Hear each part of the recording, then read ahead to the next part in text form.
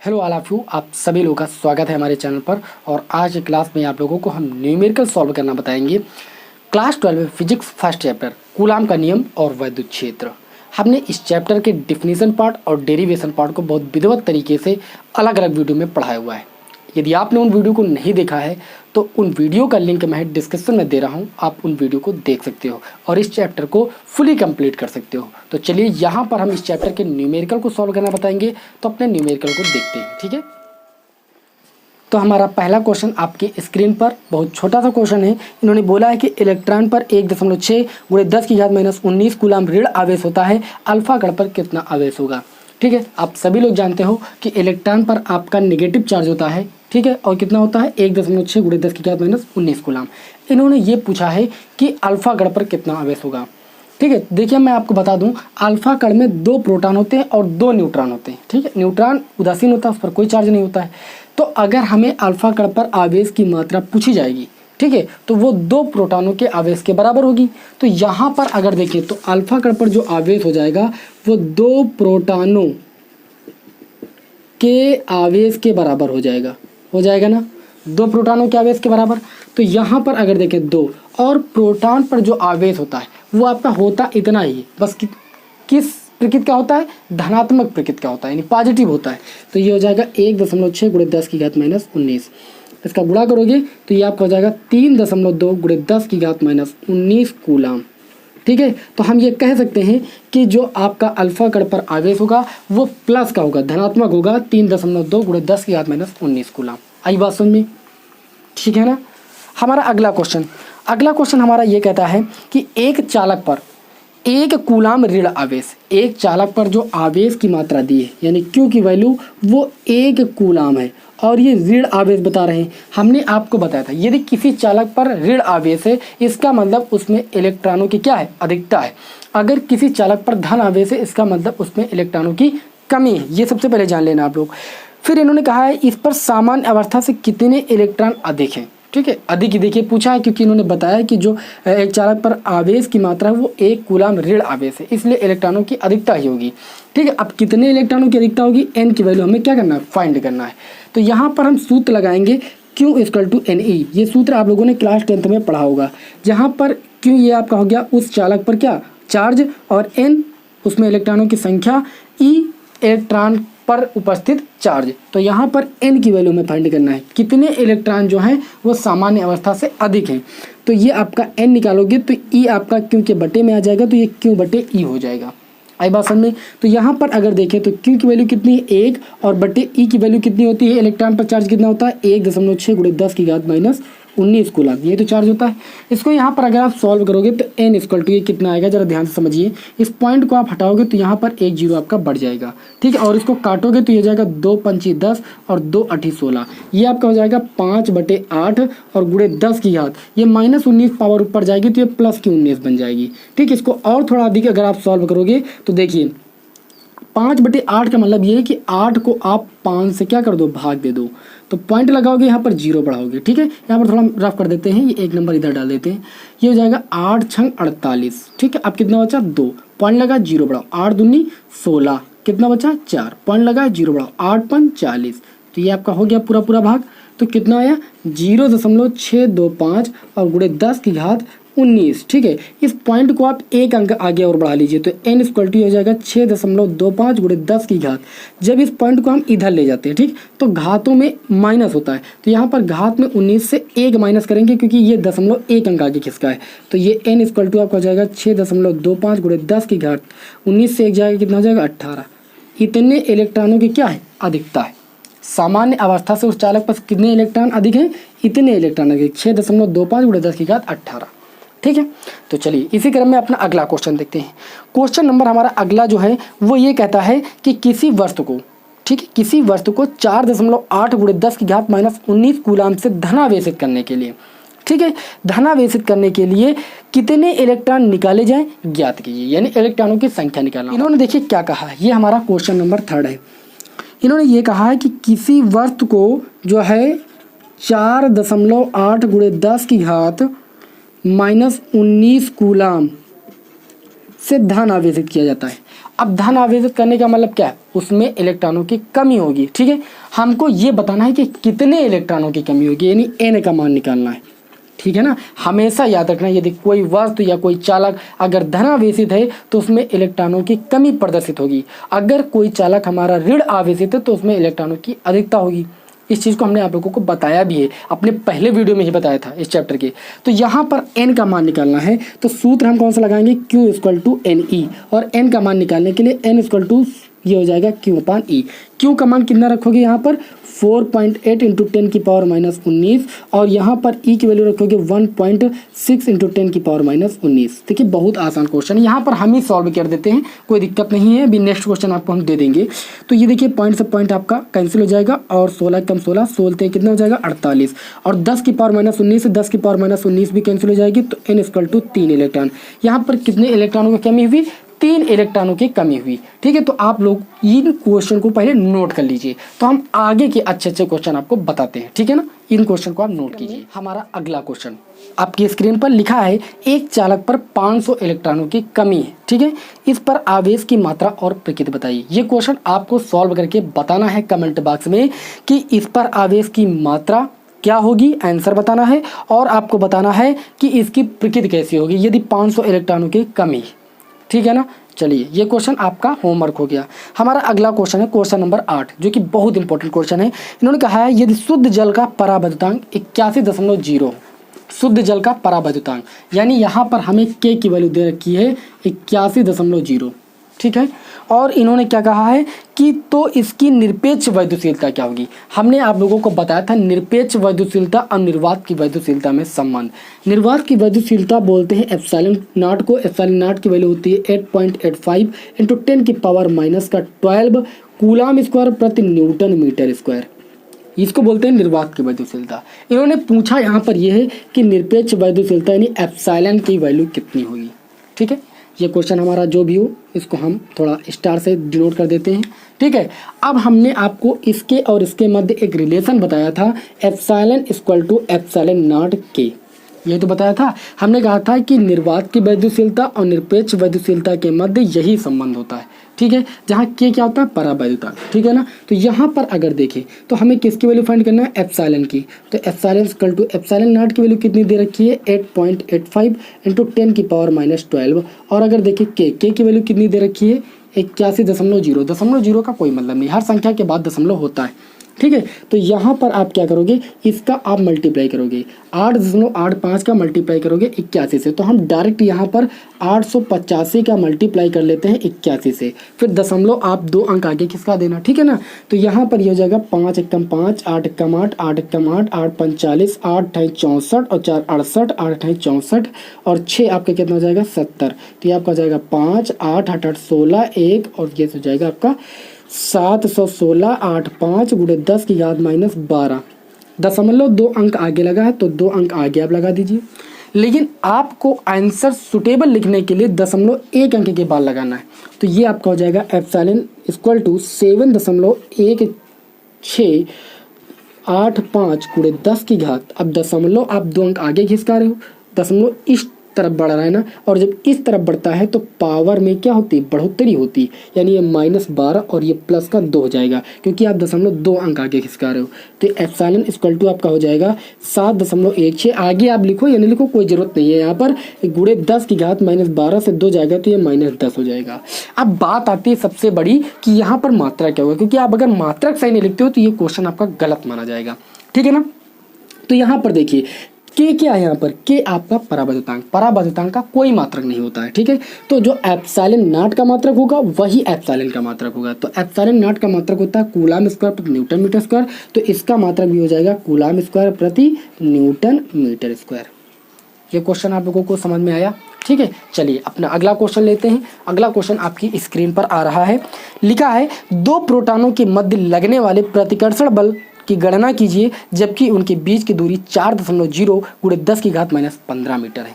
ठीक है, बहुत बढ़िया क्वेश्चन है, कूलाम के नियम पर आधारित यह क्वेश्चन है। ठीक है ना, क्या बोल रहे हैं, बोल रहे हैं कि 2 प्रोटॉन है, ठीक है, इनके मध्य लगने वाले प्रतिकर्षण बल, यानी हमें F की वैल्यू क्या करनी है, फाइंड करनी है। ठीक है, और इन्होंने कहा है, क्या कहा है, इन्होंने कहा है कि उनके बीच की दूरी यानी R की वैल्यू दे रखी है इन्होंने 4.0 गुणे 10 की घात -15 मीटर ये दे रखी है। ठीक है, आपको यहाँ पर बल की गणना करना है। अब यहाँ पर देखिए जो दोनों चार्जेस हैं वो दोनों क्या है, प्रोटॉन है। यहाँ पर भी आपका प्रोटॉन है और यहाँ पर भी आपका प्रोटॉन है और इनके बीच की दूरी इन्होंने 4.0 गुणे 10 की घात -15 मीटर दे दी है। ठीक है, अब चूंकि दोनों प्रोटॉन है, ठीक है, तो दोनों की प्रकृति क्या हो गई, एक समान हो गई। और हमने आपको बताया था जब वैद्युत आवेश की परिभाषा बताई थी, सजातीय आवेशों के मध्य प्रतिकर्षण बल कार्य करता है और विजातीय आवेशों के मध्य आपका आकर्षण बल कार्य करता है। तो यहाँ पर दोनों सजातीय आवेश हैं, इसलिए प्रतिकर्षण बल होगा F = सूत्र होता है कूलाम के नियम से 1/4πε0 Q1 और Q2 और बटे ये होता है R²। ठीक है, F = इसकी वैल्यू कितनी होती है, 9 × 10⁹ बताने की कोई जरूरत नहीं है, आपको पता है। इंटू Q1 भी आपका एक प्रोटॉन है, प्रोटॉन पर चार्ज होता है 1.6 गुणे 10 की घात -19 और Q2 भी आपका एक प्रोटॉन है, प्रोटॉन पर चार्ज होता है 1.6 गुणे 10 की घात -19। ठीक है, इसको इधर थोड़ा जो है ड्रा कर देते हैं लाइन, जिससे आपको कोई दिक्कत नहीं होने पाए। और बटे में आ जाए अगर तो R², R की वैल्यू है 4.0, 4.0 का कोई मतलब नहीं, 4 गुणे 10 की घात -15 R² है, तो आप इसका स्क्वायर कर लीजिए। आई बात समझ में। इसको आप सॉल्व करोगे तो ये F = कितना हो जाएगा, जरा ध्यान से समझिए, 9 गुणे 10 की पावर 9। ठीक है, और यहाँ पर ये मानिए कि 1.6 नहीं है, 16 लिखा है, यहाँ पर भी 16 लिखा है और 16 का जब गुणा करोगे तो ये आपका आ जाएगा 256। कितना आ जाएगा, 256। अब दशमलव एक अंक यहाँ, एक अंक यहाँ, 2 अंक आगे लगा दीजिए। ठीक हो गया गुणा, गुणे 10 की पावर -19 घात आपकी जुड़ जाएगी -38, क्योंकि आधार समान है तो माइनस घातें आपकी जुड़ जाएंगी। और बटे में अगर आ जाएं तो 4 का स्क्वायर होता है 16 और गुणे 10 की पावर आपका -15 का स्क्वायर करोगे, 15 दूना कितना होता है 30। ठीक है, क्योंकि आप जानते हो कि घातों का आपस में क्या का संबंध होता है, गुणे का संबंध होता है। तो यहाँ पर देखें तो यहाँ पर ये आपका दशमलव हटेगा, तो यहाँ पर आपके नीचे 2 एक बढ़ा लीजिए पहले, क्योंकि 1 से गुणा करने में कोई प्रभाव तो होता नहीं। तो जैसे ये दशमलव हटाओगे तो यहाँ पर 2 0 बढ़ जाएंगे। अब 16 × 16 और 16 में कितना हो जाएगा, 256। ठीक है, और उसके बाद ये F = कितना आ जाएगा, ध्यान से समझिए, ये आपका हो जाएगा 9 और ये आपका हो गया 16 और 16 और 9 का गुणा करोगे तो 16 9 होता है 144। ठीक है, और गुणे 10 की घात -38। ठीक है, और 10 की घात +9, -38 से +9 आप माइनस करोगे तो -29 आ जाएगा, तो 10 की पावर -29। ठीक है, और बटे में आपका क्या बचा, बटे में आपका बचा 10 की पावर -30 और 100 का मतलब ये है कि 10 की पावर 2, तो 10 की पावर -30 से 10 की पावर 2 आपका माइनस होगा, तो ये 10 की पावर -28 बचेगा। ठीक है, अब 10 की पावर -28 से 10 की पावर -29 कैंसिल होगा, तो ये हो जाएगा 144 गुणे 10 की पावर -1। और 10 की पावर -1 का मतलब क्या है, आप सभी लोग जानते हैं, इधर हम थोड़ा लिख रहे हैं, ये आपका हो जाएगा F = 144 और 10 की पावर -1 का मतलब बटे 10। ठीक है, तो ये आपका हो जाएगा 14.4। तो यहाँ पर जो बल F का मान आ जाएगा वो 14.4 न्यूटन का प्रतिकर्षण बल लगेगा। कितना लगेगा, 14.4 न्यूटन का प्रतिकर्षण बल। ठीक है, तो आप लोगों को ये क्वेश्चन समझ में आया कि नहीं आया। कैलकुलेशन पार्ट देखिए बहुत ही आपको सरल ढंग से सॉल्व करना है। ठीक है, ज़्यादा लंबा भी नहीं ले जाना है और ना ज़्यादा ही छोटा ले जाना है, जिससे आप लोग समझ ना पाओ। ठीक है, तो आपको ईजिली समझ में आ जाएगा। चलिए इसको यहाँ पर आप नोट कर लीजिए, फिर हम आपको अगले क्वेश्चन बताते हैं। ठीक है ना। अब इसी क्रम में आप लोगों को यहाँ पर 2 न्यूमेरिकल हम और बताएंगे।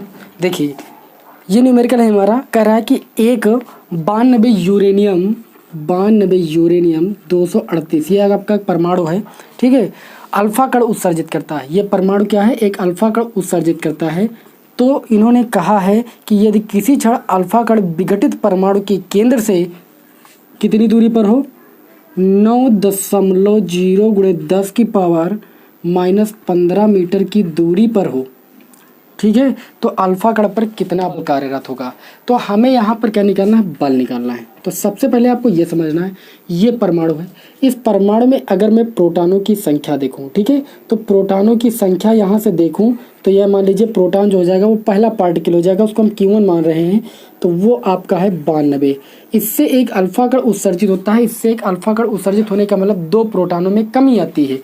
तो 92 से आपके 2 प्रोटॉन आपके माइनस होंगे, तो कितने प्रोटॉन बचेंगे, 90 प्रोटॉन बचेंगे। आई बात समझ में। तो ये पहले पार्टिकल आपका हो जाएगा 90e, ठीक है। और अगर मैं दूसरे पार्टिकल की बात करूँ तो जो दूसरा पार्टिकल है वो उत्सर्जित कौन सा होता है, अल्फा कण। और अल्फा कण पर कितना आवेश होता है, 2 इलेक्ट्रॉनों के आवेश के बराबर होता है। अब इन दोनों पार्टिकलों के मध्य, ठीक है, कार्य करने वाला बल निकालना हमने, ठीक है, कौन सा बल कार्यरत है। तो बल निकालने के लिए हम कूलाम के नियम से सूत्र लगाते हैं, F=1/4πε0 Q1 Q2 बटे r², ठीक है। तो ये आपका हो जाएगा F=1/4πε0 की वैल्यू 9 × 10⁹ Q1 पहले पार्टिकल की वैल्यू हो जाएगी 90 और चार्ज हो जाएगा 1.6 × 10⁻⁻19 गुणे Q2 हमारा दूसरा पार्टिकल हो जाएगा 2 × 1.6 × 10⁻19, ठीक है, बटे में आ जाइए r² यानी 9.0 का मतलब 9 ही है, ठीक है, और गुणे 10⁻15 का स्क्वायर कर देंगे। अब इसको यहाँ पर देखिए कितने सरल तरीके से आपको सॉल्व करके दिखाते हैं। ये आपका हो जाएगा F=, ठीक है। अगर यहाँ से देखें तो इसको ले सकते हैं, थोड़ा इधर से लिखते हैं जिससे आ जाए F=9 × 10⁹, ठीक है। और ये लिखा है 90 गुणे 1.6 का मल्टीप्लाई करोगे तो ये आपका हो जाएगा 256 और 1 यहाँ, तो ये 2 अंक आगे लग जाएगा। और उसके बाद 2 लिखा हुआ है, ठीक है। और इसके बाद हम यहाँ पर 2 लिख लेंगे और यहाँ 10⁻⁻19 10⁻⁻19 आधार बराबर है 10⁻38 हो जाएगा। बटे में आ जाइए, 9 का स्क्वायर करोगे तो ये हो जाएगा 9 गुणे 9 और गुणे 10⁻15 का स्क्वायर करोगे तो -30 हो जाएगा, ठीक है। यहाँ तक समझ में आप लोगों को आ गया होगा, कुछ छूटा तो है नहीं आपका। तो ये आपका हो जाएगा F=, ये 9 से 9 कैंसिल हुआ, ये 9 दहमा कितना हो जाएगा 90 हो जाएगा। और ये आपका हो जाएगा देखिए 10⁻9 10⁻−38, ठीक है, 10⁻9 और यहाँ पर भी एक आपका 10 है, 10 ये 1 है, 10⁻9 और 1 10 हो गया और गुणे 256 का 2 से करोगे 512 हो जाएगा, 2 अंक आगे लगा, 2 अंक आगे लगा दीजिए, गुणे 10⁻38 हो जाएगा, ठीक है। और बटे में आपका 10⁻30 हो जाएगा। इसको आप लिख सकते हैं F=5.12 गुणे 10 देखिए आधार सेम है, 38 से आपकी 10 घात जाएगी तो ये -28 बच जाएगा और 10⁻30 ऊपर ले जाएंगे 10 आपका +30 हो जाएगा। तो ये F=5.12 गुणे 10 देखिए 30 से 28 घात जाएगी तो आपकी 2 घात बचेगी और 2 घात का मतलब 100 और 100 का मल्टीप्लाई 5.12 से करोगे तो ये F= आपका पूरा 512 हो जाएगा। और ये बल है, बल का मात्रक क्या हो जाएगा, न्यूटन हो जाएगा। तो यहाँ पर जो इन दोनों पार्टिकलों के मध्य बल कार्य करेगा वो 512 न्यूटन बल कार्य करेगा, ठीक है। तो आई होप आप लोगों को यह क्वेश्चन समझ में आ गया होगा। चलिए एक क्वेश्चन और इसी क्रम में बता देते हैं आप लोगों को, ठीक है। सॉल्व करना है आप लोगों को, कमेंट बॉक्स में आंसर भी देना है, ठीक है। तो देखिए ये क्वेश्चन क्या कहता है, 2 सूक्ष्म गोलों में से प्रत्येक पर 10⁵ इलेक्ट्रॉनों की कमी। 2 सूक्ष्म गोले हैं जिन पर जो है 10⁵ इलेक्ट्रॉनों की क्या है, कमी है। कमी होने का मतलब जो है उन दोनों गोलों पर जो आवेश होगा वो क्या होगा, धन आवेश होगा। यदि उनके बीच की दूरी आपकी कितनी है, 1 मीटर हो तो वैद्युत बल की गणना कीजिए। क्वेश्चन आपके सामने आ रहा है, आप देख पा रहे हो, ठीक है। तो यहाँ पर इन्होंने इलेक्ट्रॉनों की कमी यानी n का मान दे दिया है 10⁵, ठीक है। और इनको इनके बीच की दूरी भी दे दी, r= कितनी दे दी है, 1 मीटर, 1.0 का मतलब 1, ठीक है, 1 मीटर। तो इन्होंने ये कहा है कि वैद्युत बल की गणना कीजिए, ठीक है ना। तो वैद्युत बल की तुम्हें क्या करना है, यहाँ पर गणना करनी है। तो यहाँ पर वैद्युत बल निकालने के लिए कूलाम का नियम लगाते हैं, 1/4πε0 Q1 Q2 बटे r², ये तो लगाते हैं। अब यहाँ पर समझने वाली बात ये, चूँकि दोनों गोलों पर 10⁵ इलेक्ट्रॉनों की कमी, तो कमी होने का मतलब जो चार्ज होगा वो आपका पॉजिटिव होगा, ठीक है। तो यहाँ पर हम निकालेंगे F=1/4πε0 की वैल्यू 9 × 10⁹ और क्यों किसके बराबर होता है, Ne के। तो इसको हम ले सकते हैं Ne और Q2 के स्थान पर भी ले सकते हैं Ne और बटे r², 1 का स्क्वायर हो जाएगा 1, ठीक है। अब आपको यहाँ से क्या करना है, ये आपका हो जाएगा 9 × 10⁹ और यहाँ से n 10⁵ और E की वैल्यू आप जानते हो 1.6 गुणे 10⁻⁻19, तो ये हो जाएगा 1.6 गुणे 10⁻⁻19, फिर गुणे Ne है तो n की वैल्यू 10⁵ और गुणे 1.6 गुणे 10⁻⁻19, क्योंकि E क्या है, इलेक्ट्रॉन पर चार्ज, ठीक है। इसको आप सॉल्व कीजिए और यहाँ पर बताइए कि बल का मान कितना आएगा। यहाँ पर मैं आपके आंसर का वेट करूँगा कमेंट बॉक्स में कि आप क्या आंसर बताते हैं। ठीक है, यहाँ पर कितना आंसर आएगा आप अपने यहाँ आंसर को बताना इसको सॉल्व करके। ठीक है ना। तो आज की क्लास आप लोगों को कैसी लगी आप हमें ज़रूर बताइएगा कमेंट के माध्यम से। ठीक है, फिर इसकी अगली क्लास में आप लोगों को हम आगे के क्वेश्चन बताएंगे जो कि आपके लिए बहुत ही इंपॉर्टेंट होंगे। ठीक है, और आपके लिए हेल्पफुल भी होंगे। तो चलिए आपको मिलते हैं फिर नेक्स्ट वीडियो में, लेकिन क्वेश्चन का आंसर कमेंट बॉक्स में ज़रूर देना है। ठीक है, जय हिंद जय भारत।